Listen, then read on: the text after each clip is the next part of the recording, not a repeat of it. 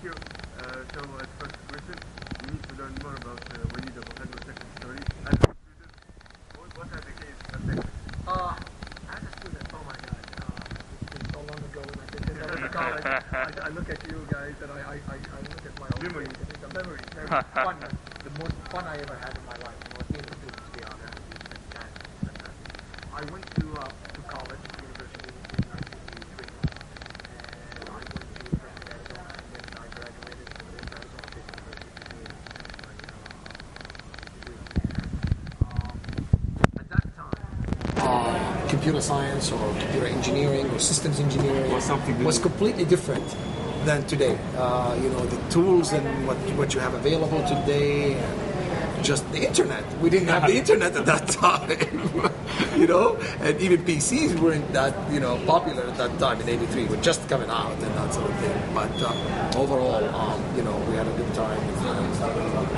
I'm happy to the time I spent at college, and I would encourage all of you to have as much fun as possible, responsibly, of course. So what are the key of success to be as Walid Abu Hadba? Well, I don't know. All I can tell you is I really, really believe in if you work hard and you have discipline and you apply common sense and logic, you will be very successful. Let me tell you just a little things that I did, and they work for me. I'm not sure they work for everybody, but number one, you have to have a lot of information and knowledge. And knowledge is very powerful. In our industry or any other industry, my advice to the students and everybody in there is acquire as much knowledge as possible. And that is not just reading your textbooks. That's not just reading your class materials. That's one part of it. You have to be very good. You have to get good grades. But reading general knowledge, general information is very, very important. Reading as much as you can. If every day that in your life you have to learn something new. And that's very important to me. And I think I learned a lot. And every day I strive to learn more and more. And I think that gave me an advantage over many other people who, to be honest with you, probably had better grades than I do in college, but they did not advance their general information and general knowledge. Two, of course, standard working hard. The time to work hard is when you're young, to be honest with you. That is the time to work hard and work smart and really set goals to what you want to achieve. Really set goals and try to go for these goals. And it's okay to fail. A lot of people are afraid of failure, or they think failure is a bad thing. I truly believe I never learned anything from success. I don't. I learned everything from failure. Every piece of my personality, every piece of thing that I learned at a major level, I learned it because I failed in something. And you learn from failure. You learn not to do it this way. You learn that this is the wrong way to do it. You learn that's the bad way to do it. Success doesn't teach me anything. I mean, it's just, okay, success. It's just success. So it's okay to fail, read a lot, read everything, learn everything. Physics. I mean, I love to read physics, biology, chemistry. For me, I like to read history. History is a great element. History of everything, even history about our industry. I get surprised a lot when I talk to a lot of young people, and they don't know the history of our industry. If you don't know the history of the IT industry, I'm not sure how you're going to be an innovator and successful person. So that's basically what happened in my case, I believe. And then, of course, being lucky and being in the right place at the right time helps. So, second question, Walid. In your speech in the opening ceremony, you talked about creating your enterprise and start making your own business. But in sometimes this can be dangerous. So this is back to learning and taking risk and being. I don't think it's dangerous. I think it's the most fun part. I think every student who has a great idea. No, there's nothing wrong with you going and getting a job. As I said, there is nothing wrong with it. But I believe if you have a great idea and you are an innovator and you want to be experimental, just take the risk and go. Take the risk now. I mean, look, this is the time to take a risk. When you're young and you have little responsibilities and you're exploring life, it's a fantastic time. And then you have a company like Microsoft, which is a great company, giving you the opportunity Take risks. So just let's do it. Just go do it. If you have a great idea, with partner with a few of your friends, and go have fun. And you can always go back and say, okay, I'm gonna do this for 2 years, and then go back and get a full-time job somewhere else. But just follow your dreams. If you dream of being your own boss, if you dream of being your own company, if you dream of you taking your idea and making it big, you owe it to yourself to follow that dream and go try it. What's the worst that could happen? I mean, what is the worst that could happen? It doesn't work. Then you had 2 years of a great experience. You built something. You learned a lot. I guarantee you will learn a ton.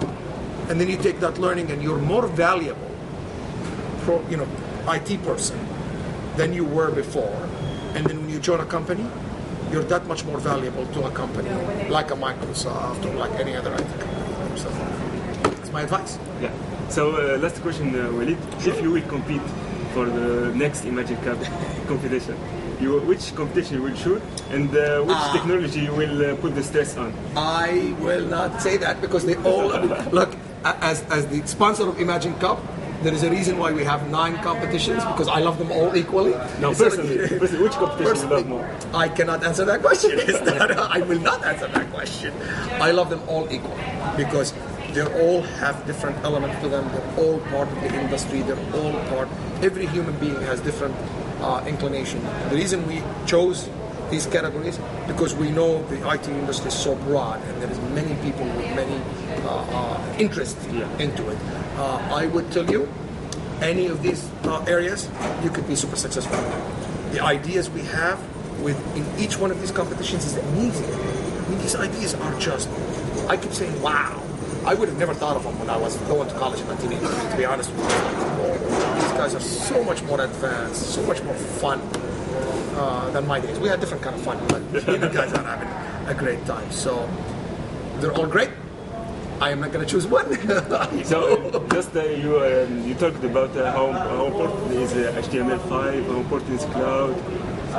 The 3 technologies that I believe are, or the 3 areas, not just technologies that I believe are going to be the future in the next few years are going to be writing for what I call our client assets, Windows next version, Windows 8.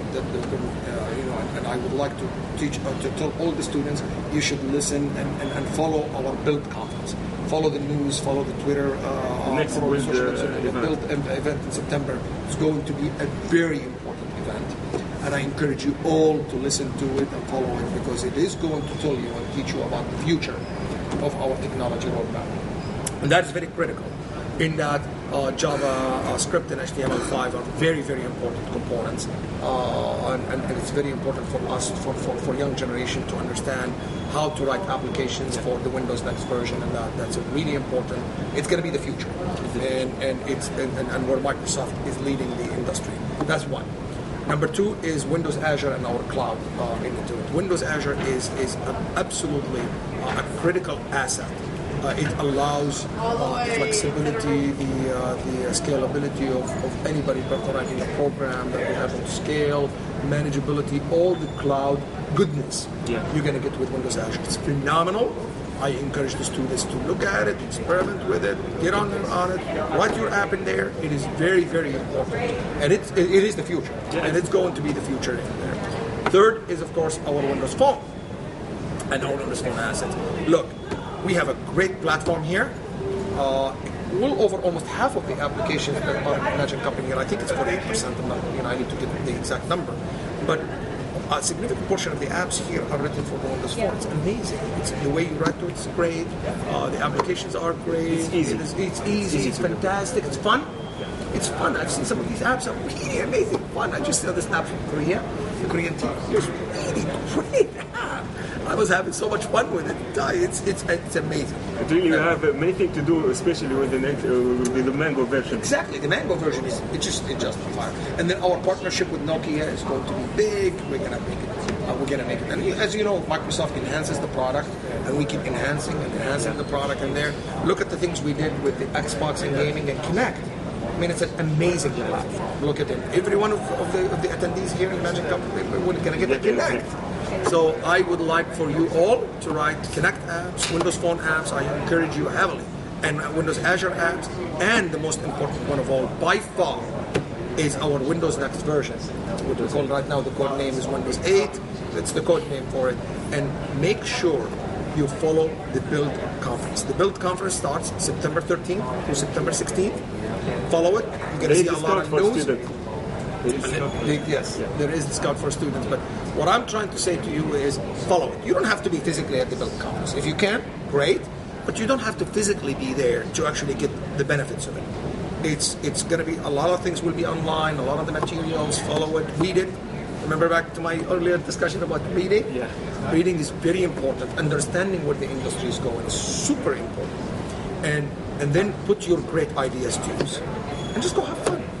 By the way, last message for you guys, MSPs are incredible. Thank you. Thank you for everything you do. I told my team, and my team knows this, Ashwin and John Pereira and everybody else, it's a great team we have here.